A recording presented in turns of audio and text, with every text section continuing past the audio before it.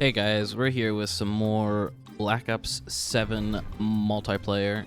We're using the Razorback here, and going forward, I think that I'm going to just record a match and then talk over it, because I find that when I'm in a match, I oftentimes lose my train of thought, and I use a lot more filler words like and whatnot. So, you know, pre-recorded, no claiming of it being live, you know, not allying this, if that's even really a word, which it isn't. Regardless, the Razorback, right off the bat, I just want to say, is insane. I don't think it's quite like BO3 beta insane, but I think it is one of the best guns in the game. It certainly was one of the best guns in Zombies, which, by the way, I fully leveled the Cap 40 and nearly fully leveled the Razorback, all in Zombies before it even came out fully in multiplayer. So the zombie tech is definitely the way to go, as always. I'm getting a little bit more comfortable on controller, but it's been so long since I've mainly used controller, and I'm still mainly using M&K because I prefer sniping, so that's my go-to. But the main topic of this video isn't necessarily the Razorback and how great it is. It's more so about the open SBMM that we have now. And it's let me just say, I notice a difference. I mostly play against bots. Like 99% of the time, it's just bots, right? It's just farming bots, which can be enjoyable, but I also do like having matches that have a bit more back and forth, you know what I mean? But it's still just, it's a nice change of pace that we're being listened to, and thank you, Battlefield 6, for making COD lock in. If only you, Battlefield 6, could maybe listen to the right people. Regardless, I'll still be playing that game. And I'll still be making people unhappy in that game regardless, so it doesn't matter at the end of the day, does it? No. Open-based matchmaking, looser, SBMM, whatever you want to say, however you want to call it. It's something that I am hopeful we'll see with launch, and apparently we will be. It's the rumor. It's the whisper about that we will. I wouldn't be shocked if we don't, though, because there are people that already despise me and my friends in the game mode. And it's really sad. Like this match you're going to see at the end, if I yap that long, which I probably will, everybody leaves but one person, and it's so unfortunate. I don't know how I'd lose that gunfight, but whatever, right? But I got the wraps going. The wraps aren't even that busted in this game, in all honesty. I'd say the wraps from BO3 are way more busted. But the open matchmaking is pretty nice. It really is. But you just, I have so many people that are just fleeing from my lobbies. Like, so many of my lobbies will just drop down to only one person, and it's really unfortunate. Now, let me explain something to you, right?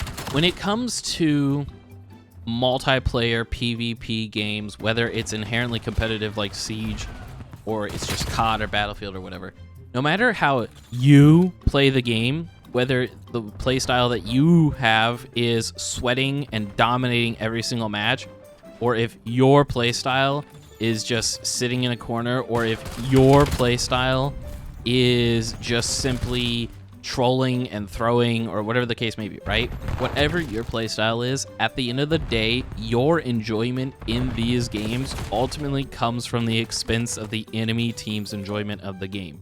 Regardless of what your playstyle is, it just is simply that way, right? So I don't really understand the leaving thing. Now, granted, I'll leave matches because they're like team deathmatch or already in progress. I hate joining in progress matches because I don't get to set the tempo, which really sucks when that happens, but it doesn't happen too often. I find it happens a bit more with the looser SBMM, but you also just matchmake a lot faster with the looser SBMM.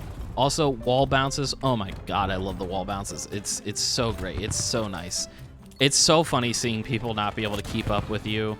And the saddest part is that, like, I play mostly M&K for sniping because I primarily snipe. And the occasional time that I do go on roller for like a video like this where I'm using the Razorback, I still keep up in the air and I can still maneuver like that. So it's clearly not a M&K to roller diff. It's clearly not that. It's just a skill diff with you. I'm enjoying Black Ops 7 a lot, man. I really am. Battlefield 6, I fumbled this guy up here, by the way. Getting up there is so funky. And he's just laying up there. I just fumble so badly.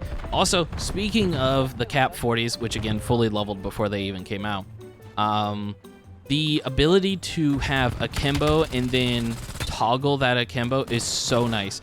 I kind of forget about it from time to time because it's a newer feature. And by the way, why hasn't it been a feature sooner?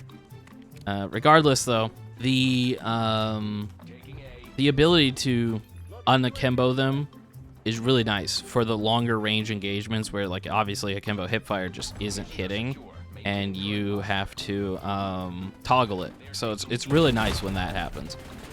I might insert a clip of time that I got that to work for me. But there's just a lot of great features that I'm enjoying a great deal of in Black Ops 7 that I kind of wish were just here a lot sooner. Mostly the akimbo thing. I understand that the wall bouncing thing, you know, that's for this, but it really sucks how much Modern Warfare 4 is probably going to slow COD down again. And, you know, the 9-to-5s will love that game, but at least we have Black Ops 7. I always say that Call of Duty does it best when it's futuristic because it allows them to be more creatively free with it, with their decision making. And I love Infinite Warfare. I love Black Ops 4. I love Advanced Warfare. Black Ops 3 is probably my least favorite of the futuristic CODs, which is typically people's favorite, I know, but it's just not my personal cup of tea. It was really, I think the color palette was one of the biggest things that turned me off from Black Ops 3. Black Ops 3, in my opinion, was a really ugly game. Like, it just looked ugly, in my opinion. And but I loved Infinite Warfare. I loved Infinite Warfare a lot. And this game feels a lot more like Black Ops 4. And I lost my train of thought there. Sorry. No, I like Black Ops 7 a lot, and I think a lot of the hate is going to just come from people that aren't good at the game. And it's just as simple as that. And then they're going to clamor about, oh, I'll see you on Battlefield 6. I'm pre-ordering Battlefield 6. Like, you can't just buy both unless, you know, you're a brokey or something. But regardless, you know, you're going to have this happen to you on Battlefield 6. Actually, I'm going to be honest with you right now, and I need you to truly listen to these words. The more you pester people about, I can't wait to be on Black Ops 6, Jesus, there's too many titles with such similar names. No. If you keep pestering people about, oh, but you can't do this on Battlefield 6, or, you know, this and that about that, right? I'll let you know this right now. You're going to see more people doing this stuff on Battlefield 6 out of spite. So you bring this upon yourself, really. But regardless, you know, Battlefield 6 is coming out soon. That's cool. That's great. Black Ops 7 is, in my opinion, a lot more enjoyable to play. Zombies is pretty good. And, you know, I look forward to playing Black Ops 7 when it fully releases, and I'll begrudgingly play Battlefield 6. But regardless, you know, it is what it is, I suppose. Okay, stay hydrated. Bye. Love you. Mwah. I got the shivers. Whenever